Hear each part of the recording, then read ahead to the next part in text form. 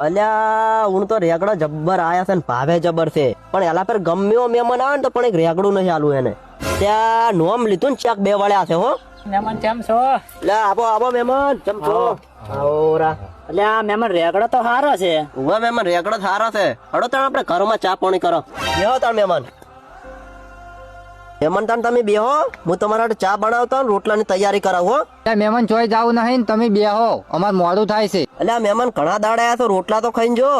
એટલે મહેમાન રોટલા નહીં ખાવા, અમાર બેન થોડો તો રેગડા આલ દો.